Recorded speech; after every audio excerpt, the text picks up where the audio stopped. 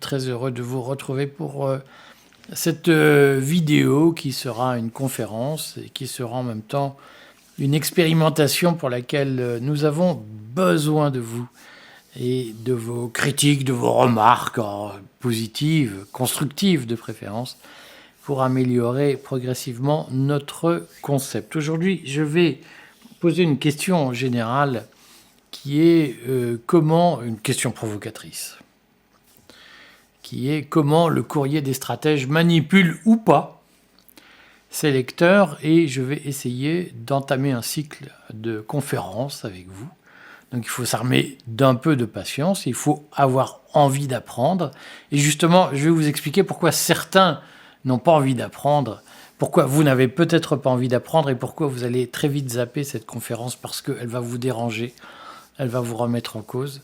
Je voudrais expliquer que nous allons entamer un cycle de conférences sur la façon dont les médias, et y compris les médias sur les réseaux sociaux, y compris les médias dits de résistance ou de réinformation, manipulent leur auditorat, leur lectorat, et comment ils font pour y arriver. Et on va la jouer très modeste, on va expliquer comment le courrier des stratèges, lui aussi, fait pour manipuler son lectorat, son auditorat, son audience, et quelles techniques nous utilisons ou pas pour le faire. Et nous allons jouer en toute transparence, mais évidemment, ce qu'on va se dire aujourd'hui concerne tous les médias, qu'ils soient médias mainstream ou qu'ils soient médias de réinformation. Personne n'échappe à ce que nous allons dire aujourd'hui. Et je vais tout particulièrement aujourd'hui m'intéresser à la question de ce qu'on appelle le biais de confirmation. Je vais essayer de vous expliquer comment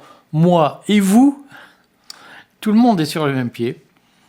Nous sommes prisonniers de biais de confirmation, et comment nous nous en libérons ou pas. Voilà, ça va être l'objet de ce qu'on va se dire dans les minutes qui suivent, qui va prendre un peu de temps, mais je vais essayer d'être le plus clair possible, et je vais essayer de vous expliquer comment nous faisons pour vous tromper, pour vous manipuler, comment les autres font, car ils utilisent les mêmes techniques, pour à un moment donné vous attirer vers nous, vers eux, pour manipuler vos opinions. Et je vais essayer de vous expliquer comment, techniquement, scientifiquement, on a pu documenter ces modèles de manipulation sociale. Bienvenue dans ce premier épisode. Je voulais vous dire, je lis mes notes en même temps parce que comme ce que je vais vous dire est assez long, ça suppose un peu de préparation. Je voulais vous dire comment, au fond, la psychologie sociale et les découvertes de la psychologie sociale, particulièrement anglo-saxonne, servent à vous manipuler, et comment même nous les utilisons, ces techniques. Alors, elles ne viennent pas toutes forcément de rien. Parfois, ce sont des auteurs très anciens qui ont documenté ce sujet, qui l'ont expliqué, des auteurs du XVIIe, XVIIIe siècle. Mais ce qui va nous intéresser aujourd'hui, c'est comment les découvertes des 30, 40 dernières années ont permis de domestiquer l'opinion et surtout d'industrialiser les techniques de manipulation sociale. Et comment même des petits médias comme le Courrier des stratèges peuvent utiliser ou pas ces techniques, se positionner par rapport à elles pour créer de l'audience et manipuler leur audience, par exemple pour fidéliser l'audience ou pour se mettre au service d'une cause pour laquelle ils sont payés. Alors nous avons fait le choix au Courrier des stratèges d'être indépendants financièrement, et nous le prouvons chaque fois, mais nous sommes bien placés pour savoir que de nombreux médias mainstream ou dits de réinformation sont en réalité financés pour vous manipuler et pour vous attirer dans des corners. Je vais vous expliquer ça. Donc, retenez que ce que je fais aujourd'hui, c'est un exercice un peu expérimental qui est le premier épisode d'une série sur, qu'on va appeler manipulation et psychologie sociale, et qui va essayer de vous éclairer et de vous éduquer aux techniques de manipulation pour vous apprendre à vous en libérer ou à les dépasser ou à les débusquer, à les mettre entre parenthèses. Tout ceci va s'intégrer dans un programme plus général que nous voulons lancer, qui est un programme d'éducation de tous aux manipulations sur Internet et plus généralement aux manipulations sociales. Alors donc c'est une série, aujourd'hui ce n'est qu'un premier épisode, il y en aura d'autres. On compte sur vos avis, sur vos critiques, sur vos demandes, sur vos questions loyales, de bonne aloi si j'ose dire, comme on disait à une époque, et pas faites pour nous expliquer qu'on est des méchants par principe. On compte sur vos questions pour améliorer la série, mais il y a plusieurs épisodes en vue et on espère que vous les suivrez avec attention. Aujourd'hui, on se concentre sur le biais de confirmation. Je vais vous expliquer ce que c'est pour vous montrer comment un média comme le Courrier des Stratèges peut vous manipuler, comment nous faisons le choix de ne pas vous manipuler, mais comment d'autres peuvent faire le choix très facilement de vous manipuler, parfois à votre insu et souvent à votre demande. Ça s'appelle le biais de confirmation. Je vous en parle aujourd'hui. Alors, premier point que je voudrais traiter, pour que vous compreniez tous bien de quoi il s'agit, c'est que je sais que parmi vous, certains espèrent, si j'ose dire, que l'information, ça puisse être objectif, impartial. Je sais que beaucoup cherchent la vérité contre l'erreur, le mensonge, la manipulation. Et donc ils se disent, mais quel média dit la vérité, quel média ment ? Et je sais que pour beaucoup d'entre vous, il y a à juste titre, et c'est tout à fait normal, une quête souvent très déçue, parce que vous apercevez qu'au fond, tous les médias vous ont menti à des degrés divers, y compris le Courrier des Stratèges. Nous ne nous mettons pas au-dessus du lot, simplement nous prétendons avoir une démarche sincère, celle que j'ai aujourd'hui, une démarche transparente, et la transparence c'est déjà la marque d'une forme d'honnêteté que tout le monde n'a pas forcément dans les médias. Nous y reviendrons. Mais donc je voulais vous énoncer un premier principe, c'est que toute information est une manipulation. Voilà. Il n'y a pas d'information qui soit impartiale et transparente. Alors je sais que dans les chartes de journalistes, de déontologie, il y a ce mythe qu'il faut être impartial, transparent. Simplement, depuis l'épisode Covid, nous voyons de façon exacerbée combien ce postulat qu'il puisse y avoir des informations impartiales et d'autres qui seraient partiales, des informations qui seraient la vérité et d'autres le mensonge, nous voyons bien combien cette affirmation est totalement rocambolesque, et qu'en réalité, il n'existe pas d'information neutre. Je vais vous expliquer pourquoi. Et au fond, le travail de neutralité, ça repose toujours sur le lecteur. C'est-à-dire que c'est au lecteur de se forger sa propre opinion dans un travail inconfortable pour beaucoup, de confrontation des sources, de libre examen, de remise en cause de ce qu'on entend. Et cette idée que on va nous dire ce en quoi on peut croire, ce en quoi on ne peut pas croire, on lit tel média c'est vrai, tel média c'est pas vrai, c'est un fantasme. C'est évidemment, là aussi, c'est le début de la manipulation, vous faire croire que certains médias disent la vérité, d'autres mentent. C'est l'objet de la théorie, il y a des complotistes, il y a des non-complotistes. En réalité, toute information telle qu'elle est déjà une manipulation.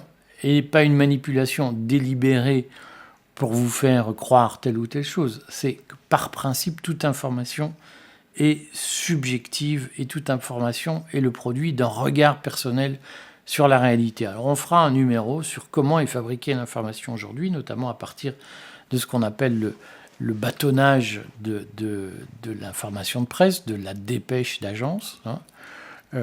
Mais ce n'est pas l'objet aujourd'hui. Simplement, ce que je veux vous dire, c'est que dès lors qu'on informe, eh bien, celui qui porte l'information, il a vu quelque chose avec ses yeux. Voilà, on va faire l'hypothèse que celui qui fait l'information est quelqu'un qui a été témoin de la scène, ou en tout cas peut attester que ce qu'il dit s'est réellement passé. Eh bien, ceux qui disent « voilà, je vous informe que telle chose s'est passée », c'est qu'ils ont vu la réalité d'une certaine façon avec leurs propres yeux. Et donc, c'est toujours le produit d'une information subjective. Alors, je vais vous expliquer ce que ça veut dire. Mais c'est toujours quelqu'un qui dit « ça c'est vrai, ça c'est pas vrai ». Et ce quelqu'un, eh bien, parfois il se trompe. Parfois, il ne se trompe pas complètement, mais un peu. Il a vu les choses d'une certaine façon et pas d'une autre. Et il faut donc avoir conscience que toute information est déjà une position subjective partiale sur la réalité. C'est dans ce qu'on appelait, dans ce que la phénoménologie allemande, pas que allemande d'ailleurs, appelait la visée intentionnelle, hein, le regard, la phénoménologie allemande telle que Edmund Husserl a pu la dégager.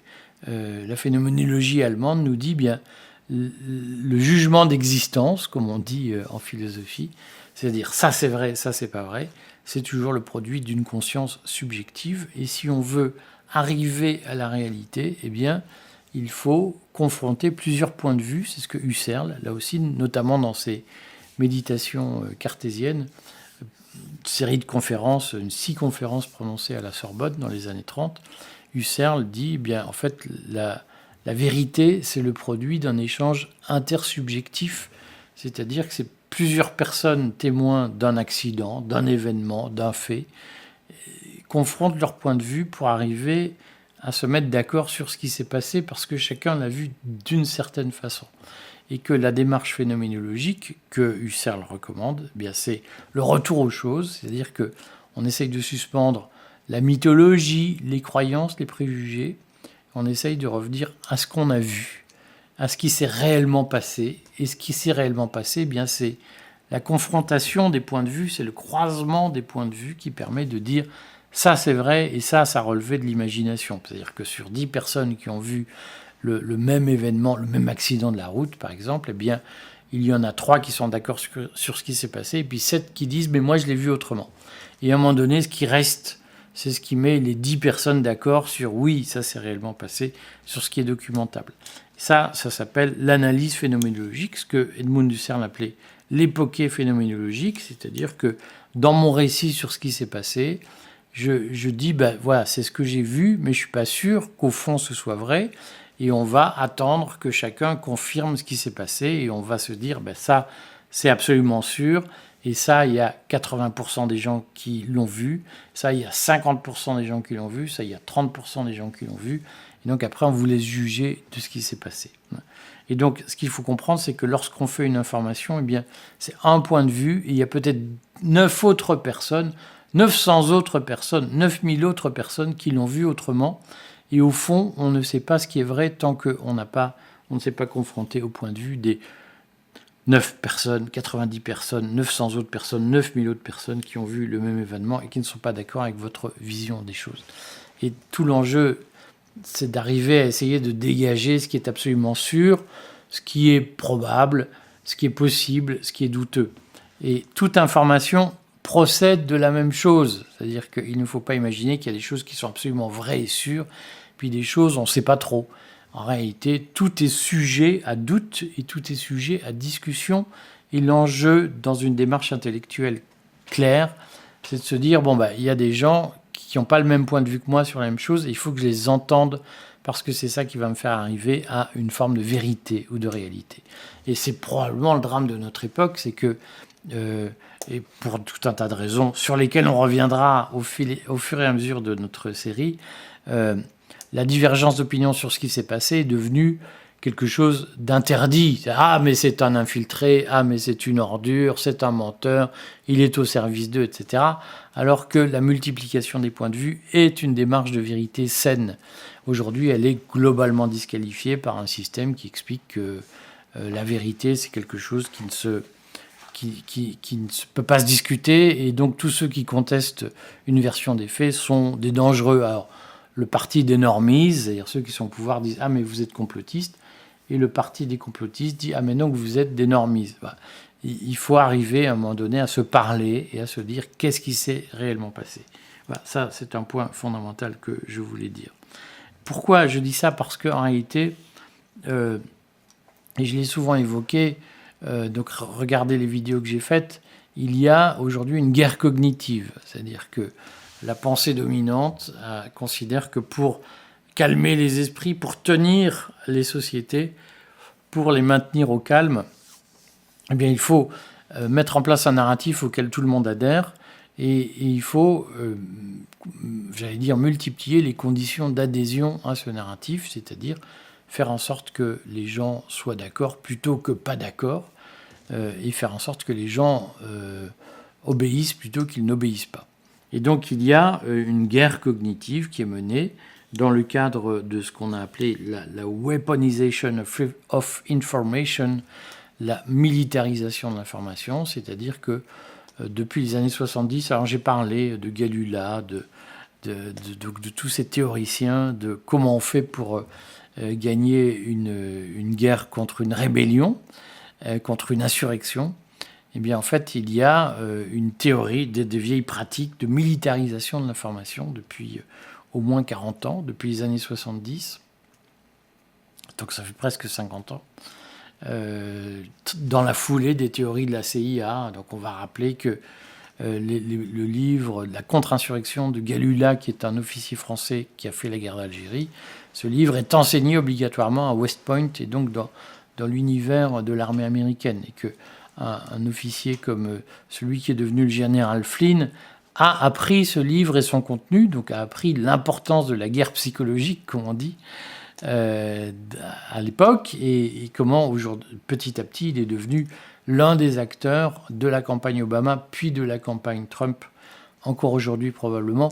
Et donc on voit comment tous ces gens ont suivi une formation qui leur dit si vous voulez gagner une guerre, aujourd'hui les guerres ne sont plus seulement militaires, elles sont plus seulement chaudes, elles sont plus seulement avec des armes à balles réelles, elles sont aussi des guerres de l'information. Et donc si vous voulez gagner des guerres, c'est-à-dire d'une façon ou d'une autre, maîtriser vos adversaires ou vos colonies, vos proxys, eh bien, il faut que idéologiquement vous les dominiez. Et pour les dominer idéologiquement, eh bien, il faut que votre version des faits, votre narratif, votre vision de l'histoire soit celle qui s'impose. Et donc, dans cet esprit, il y a une militarisation de l'information, c'est-à-dire que expliquer la réalité, informer, devient une arme, un élément d'une guerre hybride à laquelle, d'une façon ou d'une autre, nous participons tous. Donc nous, par exemple, au Courrier des Stratèges, nous sommes des guerrieros de la contre-information face à l'information officielle. Et que, de ce point de vue, donc, il est devenu essentiel de domestiquer les masses, de les apprivoiser avec un narratif qui s'impose dans les esprits. On va y revenir. Et où les gens se disent « Ah mais oui, c'est vrai, ça s'est passé comme ça. Évidemment, il y a eu un virus qui est arrivé, le Covid, et nous avons eu besoin de nous faire vacciner, par exemple. » Ça, c'est un élément qui n'est pas forcément faux. La question, c'est comment on le vend, qu'est-ce qu'on brode autour pour faire accepter un certain nombre de bénéfices secondaires. C'est ce qui va servir de trame à la série qui s'ouvre aujourd'hui. Et comment on fait pour manipuler les foules pour qu'elles acceptent un certain nombre de bénéfices secondaires qui ne coulent pas de source. C'est ce que nous allons essayer d'expliquer au cours de la série qui s'ouvre. Alors je reprends mes notes, mais évidemment qu'on comprend bien tous qu'à une époque, dans les années 70, il n'existait pas Internet, et donc le vecteur essentiel de l'information, c'était la presse écrite, ou éventuellement la radio, la télévision, mais c'était une presse qui était circonscrite, qui était forcément industrielle, aux mains de quelques puissants. Et aujourd'hui, l'arrivée d'Internet, des réseaux sociaux, a complètement changé la donne. On voit bien aujourd'hui que informer, c'est un autre métier. C'est plus devenir un capitaine d'industrie, c'est plus avoir des grandes rotatives. Vous savez, on voit ça dans les films, des grandes machines qui tournent avec du papier, qui impriment les journaux, et tout ça, ça part à 4 heures du matin.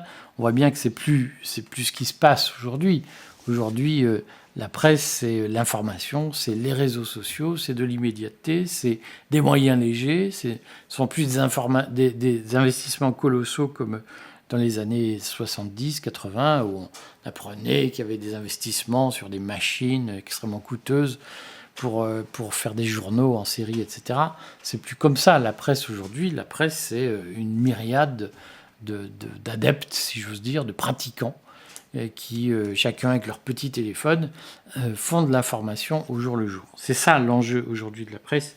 Et il faut comprendre que Internet, les réseaux sociaux, ont changé la donne de la guerre psychologique, comme on disait à une époque, de la weaponization of information, et que au fond, avec Internet, les méthodes ont changé, elles sont devenues beaucoup plus réduites, elles sont à taille réduite, et elles supposent paradoxalement beaucoup plus d'investissement, parce que pour infiltrer les milieux d'information, eh bien, il faut plus de moyens, il faut plus de techniques, et puis il faut plus d'adaptation, parce que ceux qui font l'information aujourd'hui, des gens comme moi, comme nous, eh bien, ils sont plus difficiles à cerner que les grands capitaines d'industrie qui avaient investi dans des rotatives, des rédactions pléthoriques et qui doivent rentabiliser leurs coûts. Et donc, il y en avait 50 sur la place de Paris, par exemple. On allait y trouver 50 directeurs de publication et c'était réglé. C'est plus comme ça aujourd'hui.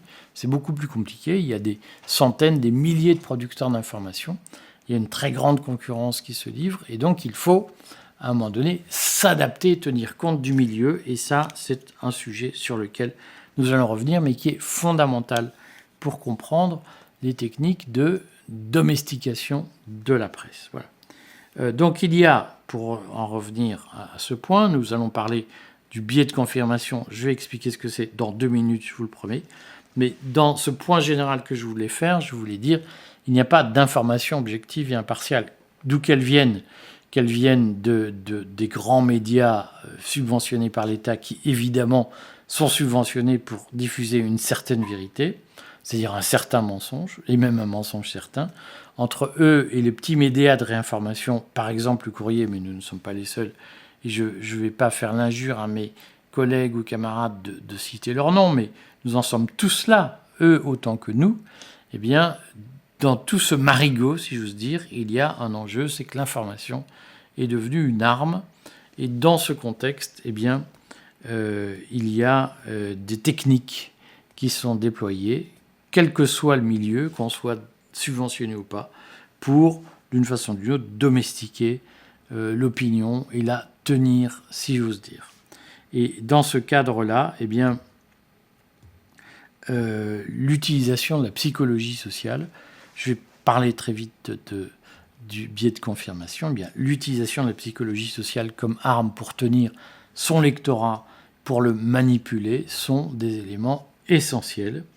Et de ce point de vue, eh bien, il faut comprendre comment petit à petit tout le monde s'est mis à utiliser des ficelles pour garder son lectorat, pour l'influencer, pour le nourrir dans ce qui fait qu'il revient ou pas, dans ce qui fait qu'on le fidélise ou pas. Et je vais essayer de vous expliquer comment, dans toute cette myriade d'armes qu'il faut plusieurs séances pour expliquer, dans la séance d'aujourd'hui, je vais vous expliquer comment le biais de confirmation est un point essentiel. Je le redis, ce biais de confirmation, j'en suis porteur, vous en êtes porteur. Il n'y a pas des gens meilleurs que les autres. Il y a une très grande égalité vis-à-vis de la manipulation de l'information, vis-à-vis de la subjectivité, vis-à-vis de la partialité de l'information. Et je vais essayer de vous expliquer aujourd'hui, après cette longue introduction, mais qui me semblait nécessaire, comment le courrier des stratèges fait pour vous manipuler ou comment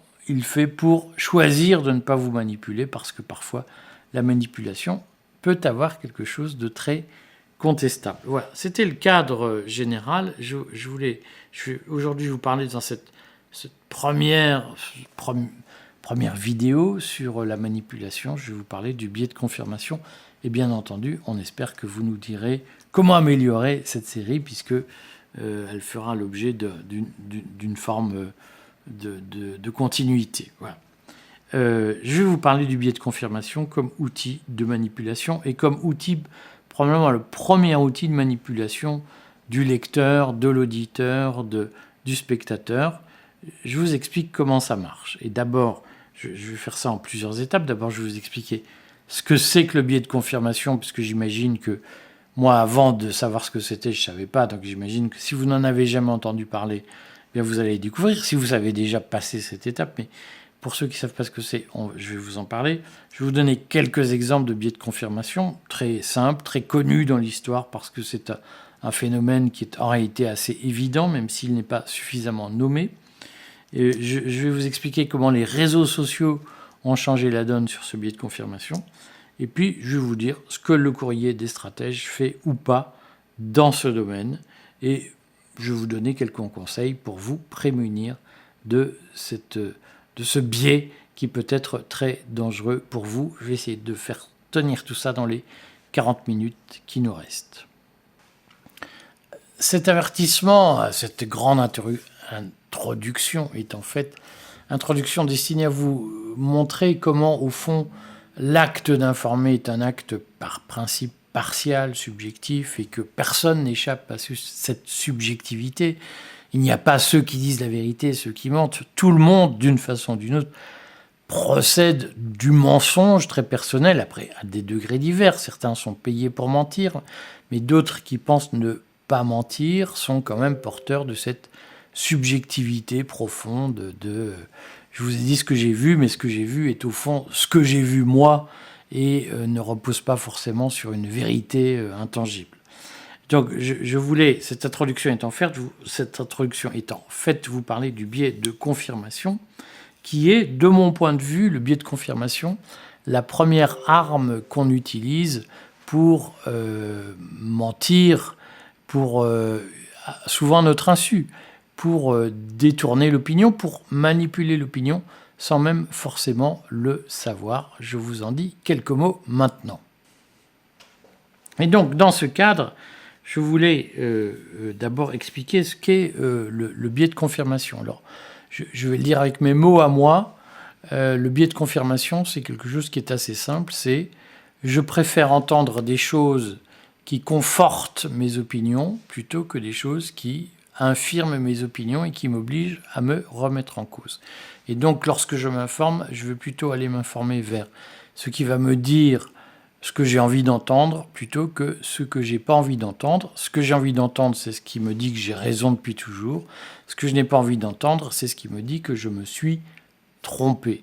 Alors, de mon point de vue, l'arme fondamentale de la manipulation, elle est là.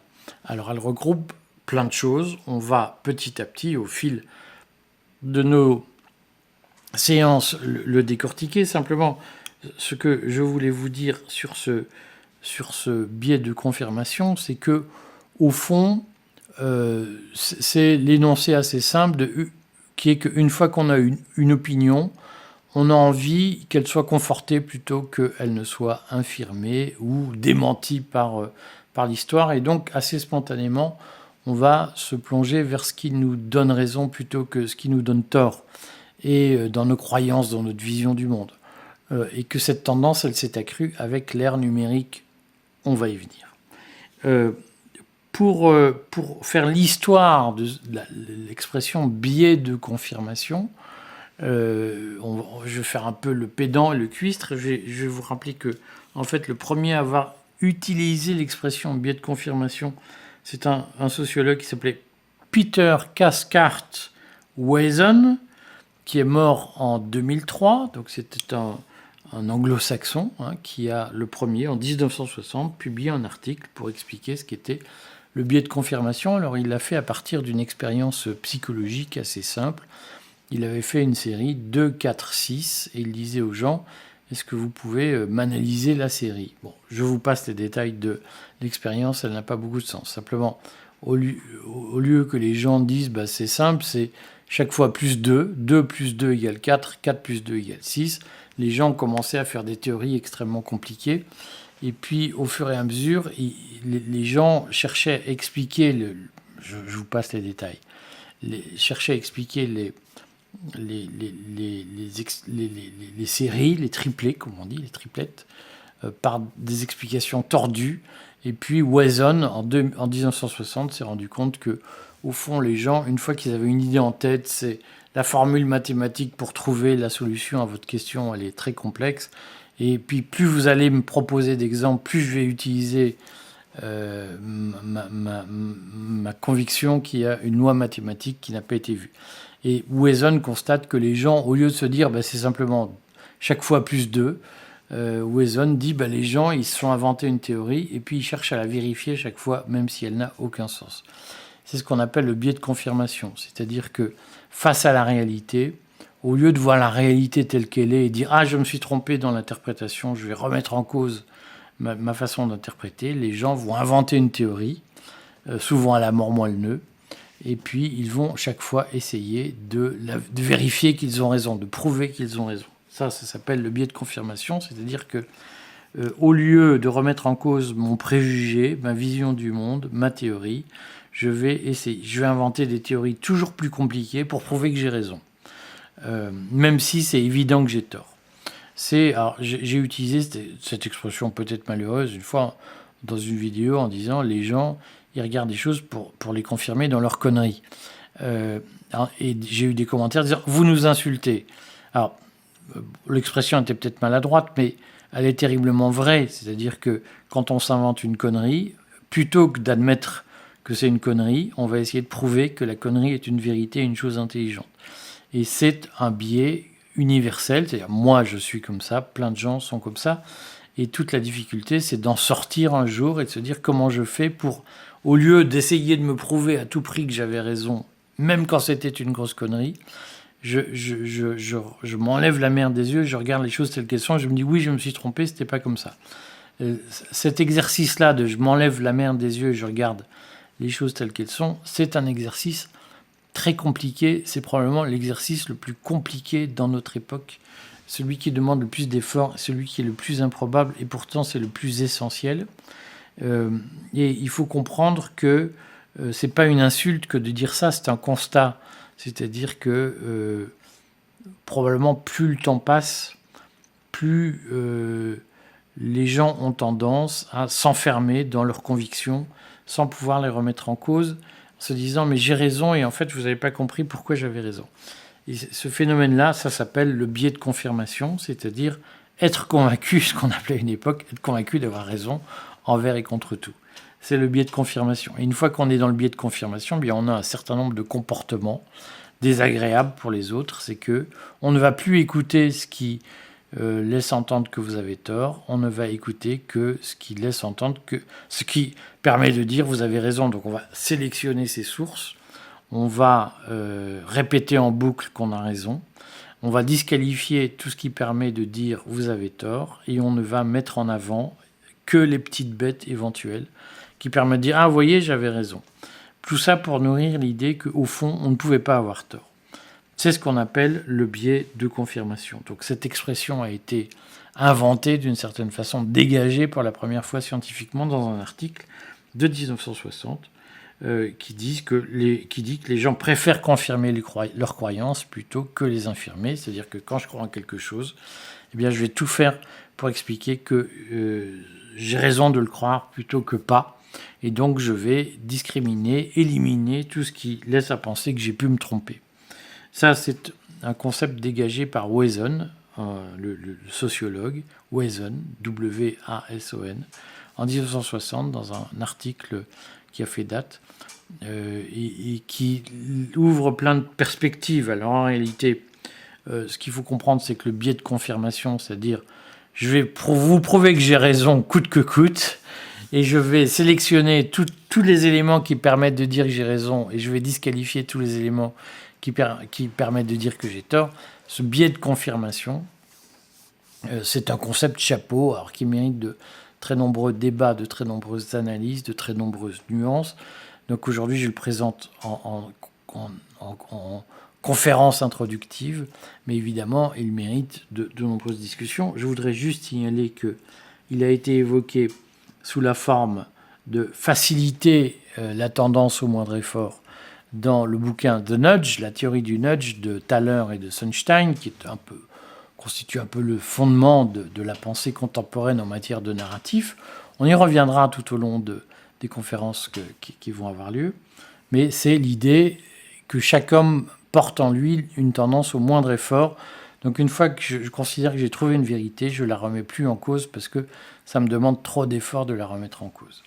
Ça, cette tendance au moindre effort, c'est le pendant d'avachissement, puisque j'aime bien utiliser l'expression d'avachissement, je pense qu'il y a un avachissement des consciences, eh bien, le biais de confirmation, c'est l'avachissement. C'est je pense que j'ai raison, je suis convaincu que j'ai raison, et je vais éliminer toutes les informations, tous les faits, tous les documents qui pourraient laisser à penser que j'ai tort, parce qu'au fond, c'est plus confortable d'avoir raison que d'avoir tort, et puis ça me demande moins d'efforts, c'est moins fatigant, et donc je vais expliquer en boucle que j'ai raison et que vous avez tort. Ça, c'est le penchant, la tendance au moindre effort selon Thaler et Sunstein.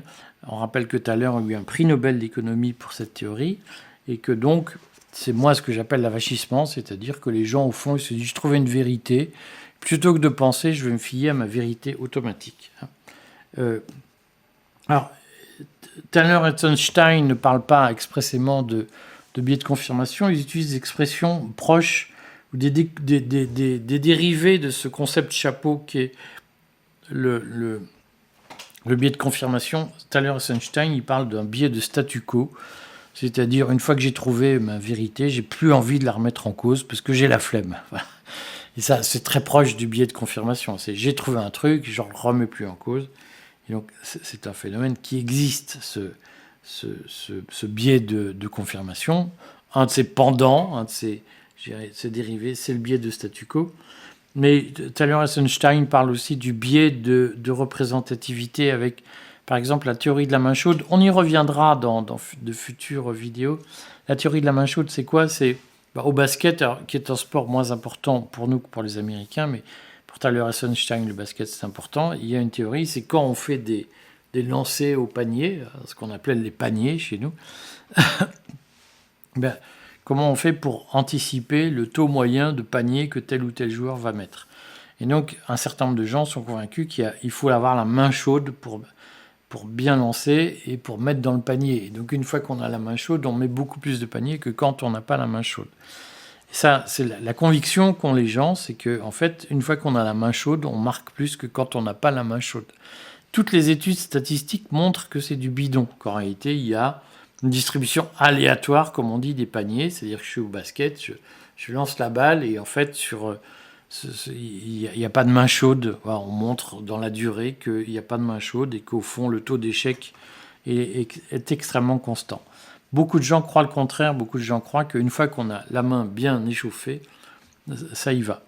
Et Thaler et Sunstein disent, en fait, voilà, on est convaincu de ça. On y reviendra dans d'autres vidéos sur le biais de représentativité. Et une fois que les gens ont dans la tête qu'il y a la main chaude, on ne peut plus les remettre en cause. Quoi qu'il arrive, on pourra leur mettre toutes les statistiques sous les yeux. Ils seront convaincus qu'il faut la main chaude. C'est un des exemples du biais de confirmation. C'est-à-dire, je suis convaincu qu'une théorie est vraie et je vais éliminer tout ce qui la remet en cause et je vais me fermer à tout ce qui la remet en cause et je vais me convaincre que j'ai raison. On y reviendra. Mais ça, c'est globalement les théories contemporaines sur le sujet.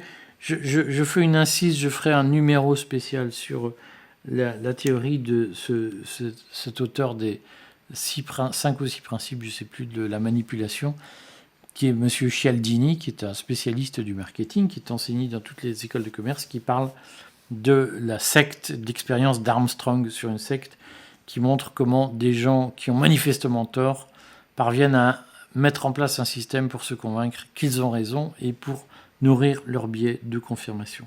On en a beaucoup parlé. Je voudrais donner quelques exemples historiques de ces biais de confirmation qui ont influencé les opinions dans l'histoire. Donc, dans l'histoire, il y a eu des exemples de biais de confirmation très nombreux. C'est-à-dire que le biais de confirmation ne date pas dans l'humanité de 1960. Le biais de confirmation, il est, d'une certaine façon, dans la nature humaine, si on ose dire. Et c'est à partir des années 60 qu'on l'a analysé comme tel, qu'on l'a théorisé comme tel. Donc là aussi, on ne l'a pas découvert en 1960. Je l'ai dit tout à l'heure, dès le XVIIe siècle, il y avait la conviction qu'il y avait un biais de confirmation. Simplement, c'était dit d'une certaine façon empirique. Et c'est à partir des années 60 que la psychologie américaine, pour l'essentiel, a cherché à théoriser ce biais et à en tirer parti en termes de manipulation, notamment de manipulation commerciale. Donc, on peut reprendre dans l'histoire des exemples très célèbre de biais de confirmation. Alors, je vous recommande un livre extrêmement épais, mais qui est tout à fait passionnant et intéressant, qui s'appelle Barbarossa, qui est l'analyse par des historiens d'Europe de l'Est, d'ailleurs, de l'invasion de l'URSS par l'armée allemande en 1941, par la Wehrmacht et par Adolf Hitler. Et je ne vais pas tout reprendre ici, parce que c'est un pavé qui est totalement passionnant, je vous en recommande vraiment la lecture. Mais Barbarossa montre comment et les Allemands et les Soviétiques ont été victimes lors de cette opération de 1941, de juin 1941, 22 juin 1941, montre comment et les Allemands et les Russes ont été, Russes soviétiques, ont été victimes de biais de confirmation. Les Allemands étaient convaincus que les Russes étaient des Slaves, donc des êtres inférieurs, et donc ils ont systématiquement, dans leur biais de confirmation, éliminé tout signal qui leur permettait de mettre en doute la capacité des Slaves à résister à une invasion aryenne. Et le livre montre comment les Soviétiques ont été capables d'éliminer tout signal faible ou fort montrant que Hitler allait violer le pacte germano-soviétique et envahir l'Union soviétique. Et probablement le plus grand biais de confirmation a été que Staline, jusqu'au matin du 21 juin, jusqu'au soir du 21 juin 1941, n'imaginait pas que Hitler allait envahir l'Union soviétique. C'est le jour où les chars allemands sont arrivés sur les troupes soviétiques qu'il a dû admettre qu'il y avait bien une invasion, et encore il l'a fait de mauvais cœur. Pourquoi ? Parce que c'est le biais de confirmation. Il était convaincu que ça ne pouvait pas arriver, et donc il a, dans son esprit, filtré, comme on dit aujourd'hui, toutes les informations. Il a disqualifié tout ce qui montrait qu'il pouvait avoir tort, et il a privilégié tout ce qui montrait qu'il pouvait avoir raison. On va le redire, là encore, l'information quotidienne, c'est pas blanc ou noir, il y a des signaux contradictoires, et puis je fais le choix de retenir ce qui m'intéresse et d'éliminer ce qui ne m'intéresse pas. Ça s'appelle le biais de confirmation. Et Staline, comme Hitler, mais on va parler de Staline, non pas qu'Hitler en ait été exempt, mais pour l'illustrer, Staline, jusqu'à la dernière minute, a refusé d'envisager que ça pouvait se produire. Mais on va prendre d'autres exemples. Je pourrais épiloguer sur la façon dont, jusqu'au 6 janvier 2021, les partisans de Trump ont dit « on va prouver qu'il y avait de la fraude aux élections présidentielles ». Ça ne veut pas dire, j'insiste, qu'il n'y a pas eu de fraude aux élections présidentielles de Trump. Je connais là aussi la faculté des commentateurs, des exégètes à dire. Donc, vous contestez que, ça veut dire que. Moi, je ne conteste pas qu'il y ait eu fraude ou pas aux élections présidentielles américaines de 2020. Je dis juste qu'on n'est pas parvenu à le prouver. Trump n'est pas parvenu à le prouver, mais que des gens aux États-Unis, en Europe, ont été capables jusqu'au 6 janvier, jusqu'à l'opération du Capitole, la prise du Capitole par les manifestants, jusqu'au 6 janvier 2021, des gens ont dit on va prouver avec fracas, avec éclat, que les élections présidentielles aux États-Unis ont été truquées.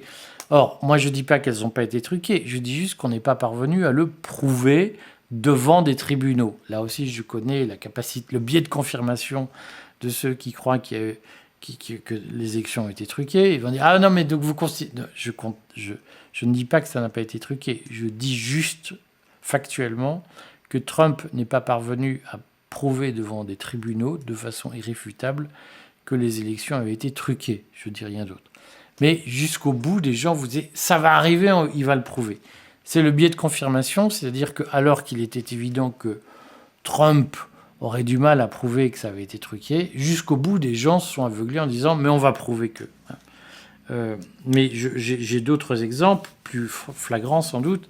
C'est l'opération du Covid, où, par exemple, alors qu'aujourd'hui, plus personne ne conteste réellement de façon sérieuse que le Covid est né d'un accident de laboratoire, pendant des mois, en tout cas, il a été interdit de le dire.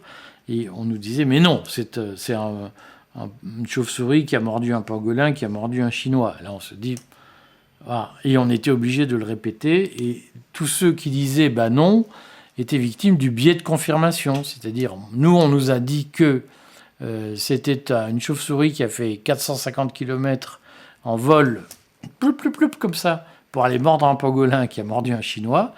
Et donc c'est vrai, on ne peut pas le remettre en cause. Je crois que vous disiez c'est quand même bizarre cette histoire. Ah ben tu es complotiste. Ça s'appelle le biais de confirmation. On a eu la même blague sur le vaccin, où on s'est dit, mais attendez, le vaccin BCG, qui est un vaccin important, il a mis 45 ans à être mis sur le marché. Il y a eu l'affaire de Lübeck, où quand très peu d'enfants sont morts, moins de 50 enfants sont morts à l'issue du vaccin de Lübeck en 1934 de mémoire, le vaccin a été interdit pendant 15 ans. Là, on met sur le marché un vaccin qui a moins de 100 jours, voire moins d'un an, moins de 300 jours. Et donc, on a éliminé tous les témoignages réels disant qu'il y a des effets secondaires. Donc moi, je me souviens d'avoir lu dès le mois de mars 2021 des comptes rendus de comités d'hygiène et de sécurité d'hôpitaux publics français disant mais on ne veut pas du vaccin chez les soignants parce qu'il a des effets secondaires.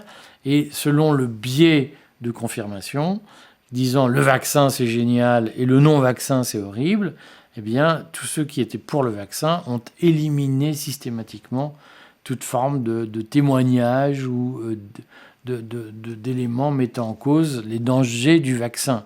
Et donc jusque-là, jusqu'au vaccin contre le Covid, on a systématiquement retiré du marché, y compris par exemple l'hydroxychloroquine, des produits qui présentaient des dangerosités très faibles.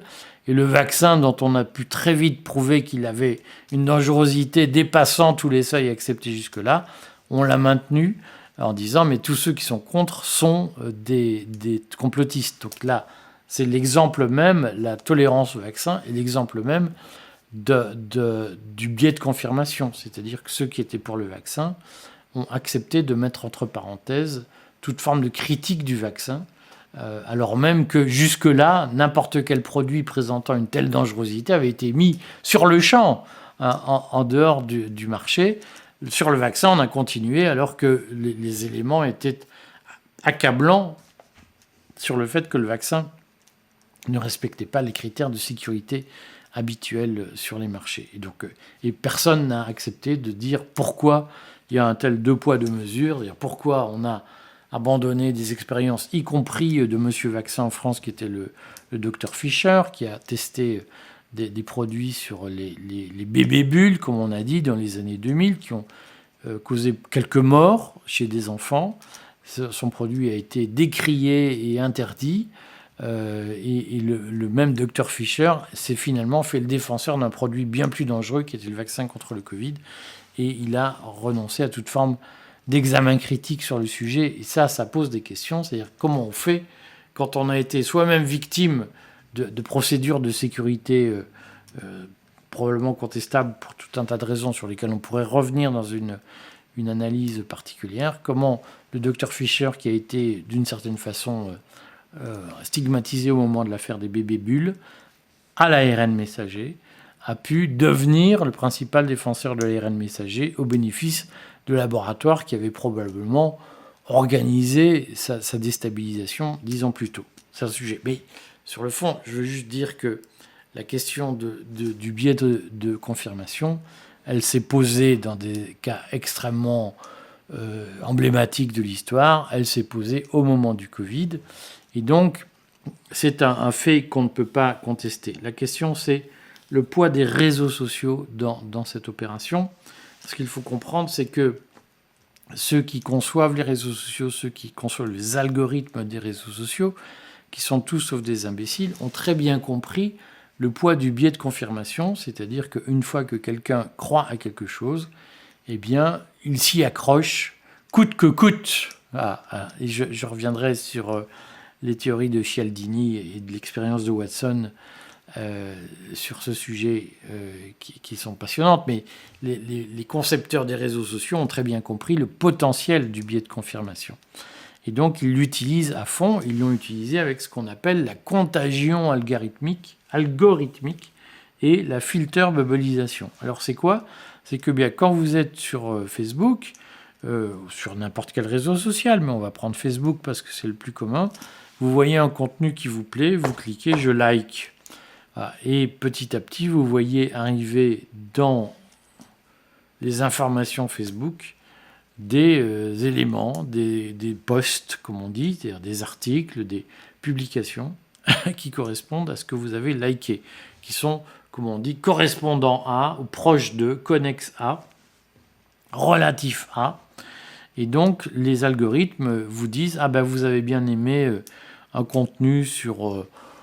je sais pas moi, le tri sélectif dans les ordures, eh bien on va commencer à vous envoyer toute une série d'articles, de posts, de shorts, de vidéos, de contenus écrits, tout ce que vous voulez, parlant du tri sélectif, parce qu'on a vu que vous aimiez bien ça. Et donc ça, c'est le début de ce qu'on appelle la contagion algorithmique, c'est-à-dire que les réseaux sociaux ont repéré que vous aimiez bien tel contenu, et donc les réseaux sociaux vont commencer à vous envoyer systématiquement des contenus proches de ce que vous avez bien aimé. Et petit à petit, vous allez... Alors, je prends un exemple classique pour illustrer ça. J'ai pris l'exemple des tri sélectifs, mais la caricature, c'est le pédosatanisme. Si vous likez donc si vous manifestez votre adhésion, votre préférence pour un contenu relatif au pédosatanisme des élites, eh bien vous allez petit à petit recevoir des tas de publications sur le pédosatanisme des élites, et petit à petit vous allez avoir l'impression qu'Internet n'est fait que de gens qui se passionnent pour le pédosatanisme des élites.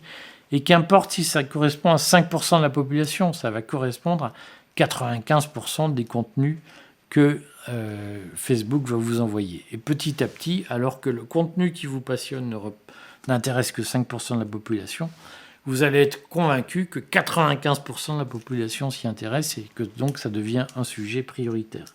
Et petit à petit, le pédosatanisme va vous servir de filter bubbleisation, c'est-à-dire que vous allez être enfermé par les réseaux sociaux, par Facebook notamment. Vous allez être enfermé dans des contenus qui vous parlent de filter bubbleisation, qui vous parlent de pédosatanisme. Et petit à petit, les réseaux sociaux vont servir de filtre pour vous enfermer dans une bulle où on ne parle que de pédosatanisme. Et vous allez dire, mais tout le monde y croit. Enfin, nous sommes très puissants. Nous sommes très nombreux à y croire. Et alors que c'est 5% de la population qui s'y intéresse. Mais la technique dite de contagion algorithmique va permettre de vous enfermer dans cette bulle et petit à petit va vous marginaliser, c'est-à-dire que vous allez vivre dans un monde de plus en plus coupé de la réalité. Vous pensez que le pédosatanisme est un sujet essentiel dans la société, eh bien les réseaux sociaux vont vous faire croire, grâce à leur technique algorithmique, que c'est vrai, que vous allez être noyé en permanence par des contenus qui en parlent.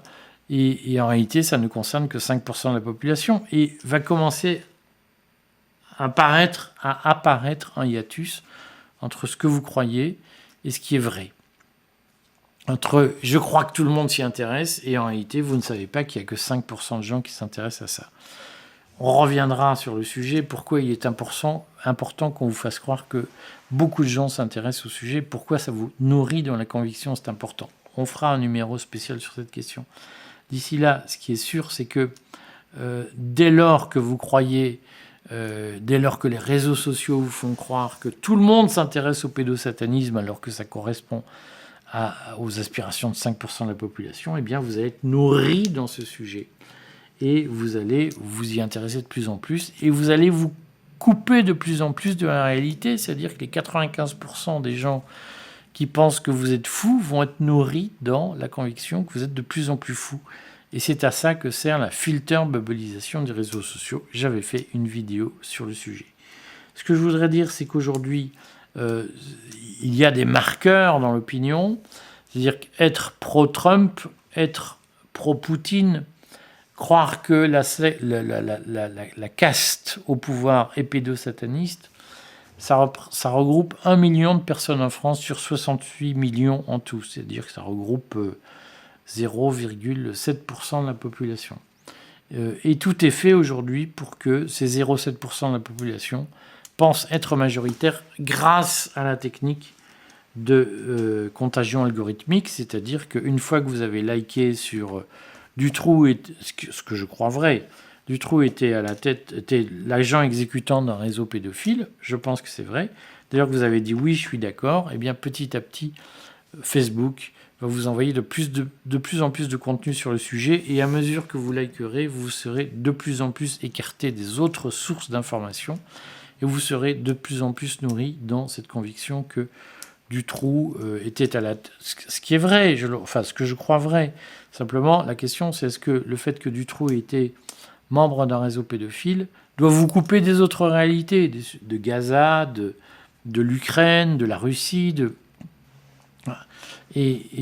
certains vont dire oui, c'est le sujet essentiel. Moi, je l'ai vu sur le Covid, lorsque le Courrier des stratèges a annoncé qu'il allait moins parler de Covid. J'ai vu dire « Ah, donc vous contestez l'existence du Covid ». Enfin, donc vous contestez l'existence de la manipulation Covid. Je dis non, mais on ne parle pas que de ça. Il y a la guerre en Ukraine, il y a la guerre... Ah oui, non, mais donc vous reniez tous. Vous êtes endormis, vous ne croyez pas qu'il y ait une manipulation. Et cette logique-là, elle est terrible. Et au fond, le biais de confirmation, il sert, une fois qu'il est exacerbé par les techniques de manipulation collective, de manipulation sociale, il sert à dire aux gens, ah ben voyez, lui, il va moins parler de Covid, il va parler plus d'Ukraine et plus d'Israël, donc c'est un infiltré parce qu'il conteste que le Covid ait été une manipulation. Alors, réponse, non, on ne le conteste pas, simplement il y a d'autres problèmes. Mais il y a un certain nombre de gens mal intentionnés qui enferment les anti-covidistes, on va dire ça comme ça, dans une forme dans une filter bubble, où on ne parle que de ça, on ne parle plus des autres problèmes. Et ça, c'est une difficulté aujourd'hui. Je pense qu'il y a aujourd'hui 1 million de personnes qui font partie de cette mouvance, je vais les appeler comme ça, non-vax, qui a contesté le Covid et qui aujourd'hui se dit « mais le Covid, blablabla ». On l'a vu au moment des élections européennes. Je prends l'exemple de la chaîne de François Asselineau qui doit avoir 800 000 adhérents sur YouTube. Et il a eu 200 000 voix, ça veut dire qu'il y a environ entre 800 000 et 1 million de personnes en France qui sont opposées au système, qui ne vont pas forcément voter, qui ne sont pas forcément passionnés par le vote. Et ce million de personnes aujourd'hui est filter bubbleisé, c'est-à-dire que tout est fait pour les isoler, pour les marginaliser, des 67 millions d'habitants restants, et tout est fait pour les maintenir dans une espèce de ouate, voilà, de bulle savonneuse au-dessus de la réalité, et tout est fait pour qu'ils ne puissent pas imprimer leur théorie dans la réalité. Et ça, c'est l'efficacité des narratifs qui sont fondés sur les manipulations possibles à partir des réseaux sociaux, des biais cognitifs et notamment du biais de confirmation dont je parle depuis tout à l'heure. Voilà. Je vous avais dit que je vous dirais ce que le Courrier des stratèges fait en matière de manipulation et je vais vous dire ce que nous faisons dès lors qu'il s'agit de biais de confirmation. Alors, quel problème le biais de confirmation pose-t-il pour les organes de presse, on va le dire ça au sens large, comme le Courrier des stratèges? Je ferai là aussi un point général parce que il y a des sujets qui reviennent régulièrement. J'ai parlé du pédosatanisme pour expliquer comment il a été utilisé régulièrement par un certain nombre de médias qui veulent faire de l'audience pour finalement nourrir l'opinion dans des éléments. On analysera les ressorts du pédosatanisme en termes de manipulation sociale, de manipulation des foules. Je le redis, ça ne signifie pas que le pédosatanisme n'existe pas. Ça signifie que l'utilisation qui en est faite à partir de quelques faits, comment on fait pour transformer ça en audience et en succès économique. On y reviendra, on fera des analyses sur ce point. Je voudrais juste dire que, au fond, on est tous confrontés à ça. Je pense au Washington Post qui a refusé de prendre parti dans l'élection présidentielle américaine, alors que traditionnellement, le Washington Post prend position pour un candidat démocrate pour aller vite aux élections présidentielles. Là, le Washington Post aux États-Unis a expliqué qu'il ne prenait pas position, donc il a perdu 200 000 abonnés en un jour, en 24 heures. Parce qu'au fond, les lecteurs ont une habitude, ils ont un biais de confirmation, c'est nous sommes sur un média qui a l'habitude de prendre position pour un candidat démocrate, et là ils ne prennent pas position, donc on se désabonne.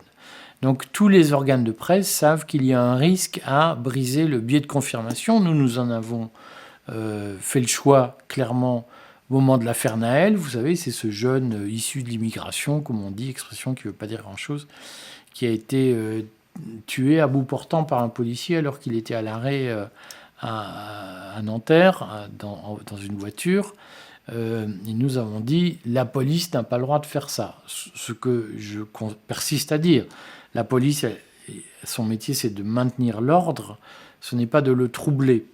Et en l'espèce, quand vous avez un jeune qui est immobilisé à bout portant avec une arme pointée sur son cœur, si vous lui tirez dessus, alors que manifestement il n'est pas armé, il y a un problème de violation des droits. Donc nous persistons à le dire. Simplement, nous savions que, en le disant, nous affronterions, pour aller vite, le lectorat zémouriste qui, lui, est convaincu qu'un arabe doit être tué quoi qu'il arrive. Et en toutes circonstances, c'est justifié.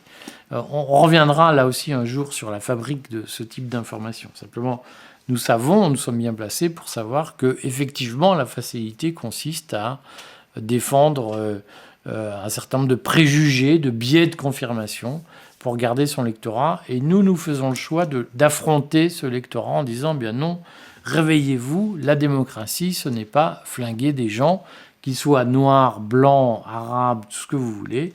La démocratie, ce n'est pas flinguer des gens à bout portant lorsqu'ils sont manifestement non armés. Voilà.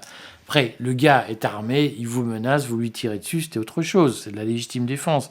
Mais le gars, il est à l'arrêt, vous êtes debout avec un flingue sur son cœur, il est les bras, voilà, vous lui tirez dessus, il y a un problème, c'est une violation de droit, c'est un abus de pouvoir. Donc nous l'avons dit, nous en sommes fiers, nous l'assumons. Simplement, nous savions que nous affrontions le biais de confirmation d'un certain nombre de lecteurs qui disent « mais le problème de fond, c'est qu'ils sont arabes ». Voilà. Et donc un arabe a moins de droits qu'un Français de souche. Pour nous, ça n'a pas de sens parce que nous pensons que si on commence à tirer sur un arabe sans rien dire, demain on tirera sur nos enfants sans rien dire à la sortie d'une boîte de nuit, et donc ça n'est pas possible.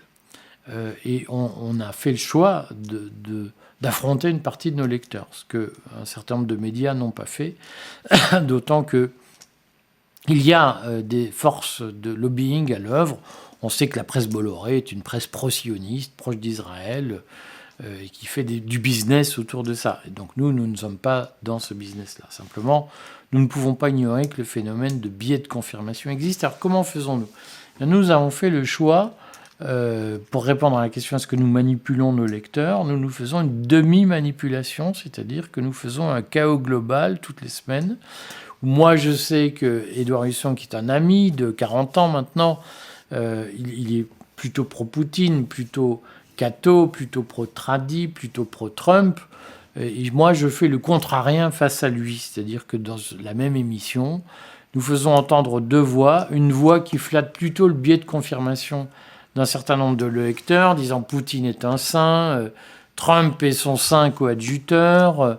Au fond, il y a un combat des souverainistes qui sont le bien contre les mondialistes qui sont le mal. Et moi, je suis dans le rôle du bad cop qui dit il y a des mondialistes qui sont des pourris, et il y a des mondialistes qui sont des gens bien, et il y a des souverainistes qui sont des pourris, et des souverainistes qui sont des gens bien. Et au fond, Poutine, il a aussi ses parts d'ombre, et Trump aussi. Et c'est ce mélange de voix que nous avons choisi pour, au fond, nuancer le biais de confirmation avec des commentaires que j'assume de gens qui disent « vous êtes un affreux, vous combattez Poutine, vous combattez Trump, vous êtes à la solde de Macron, vous êtes un pourri, etc. » Moi, ma conviction, c'est que, effectivement, chez Poutine, chez Trump, il y a des choses bien, il y a des choses pas bien, et on a fait le choix, nous, d'expliquer, à travers ma voix, mais parfois celle d'Édouard Husson, en quoi nous prenions des distances vis-à-vis de ces personnalités, de ces régimes, de ces idéologies. Et je crois que c'est important, Parce que nous savons que nous ne pouvons pas du jour au lendemain dire Trump est un salaud, Poutine est un con. Et d'ailleurs, nous ne le pensons pas, et je pense que ce n'est pas vrai. En revanche, notre rôle n'est pas non plus de dire que Poutine est un saint et Trump aussi. Et Trump n'est pas un ange gardien. Ces gens-là sont des politiques, ils ont des visions cyniques, et notre choix est de dire ce qu'il y a, la part de cynisme qu'il y a en eux, et la part de promesses intéressantes qu'il y a en eux, sans aucun état d'âme et sans aucun filtre. C'est-à-dire que Édouard Husson est plutôt pro tous ces gens-là. Moi, je suis plutôt neutre parce que, voilà, on est indépendant financièrement, donc on n'a pas besoin de dire du bien de gens qui ne nous ont pas financés, on va dire ça comme ça. Et je crois que la vérité se situe dans ce mélange, et nous n'avons pas, au fond, d'interdit, et nous n'avons pas... nous sommes partiaux comme tous les autres, nous sommes subjectifs comme tous les autres, mais nous n'avons pas d'obligation financière à dire du bien de Poutine ou de Trump, là où les autres ont cette obligation, parfois sous des travers très détournés. Et donc cette liberté d'esprit fait que nous pensons qu'au fond, un mélange de biais de confirmation et de contrariens, comme on dit, c'est-à-dire de gens qui font l'hypothèse contraire à la majorité, on le réexpliquera dans une prochaine vidéo. Au fond, nous ne sommes pas loin d'un point de vue réaliste. J'allais pas dire vrai, parce que la vérité, à force, on ne sait plus où elle se trouve, mais d'un point de vue qui est probablement satisfaisant entre tout le monde. Et ce point de vue, nous l'assumons et nous le défendons. Voilà ce que je voulais dire. C'est notamment le fait de notre émission Chaos Global, qui est publiée tous les lundis. C'est aussi le fait de notre position sur le Covid, où on se dit, mais aujourd'hui, dans la moyenne, 15% de nos contenus sont consacrés au Covid, parfois un peu moins, parfois un peu plus.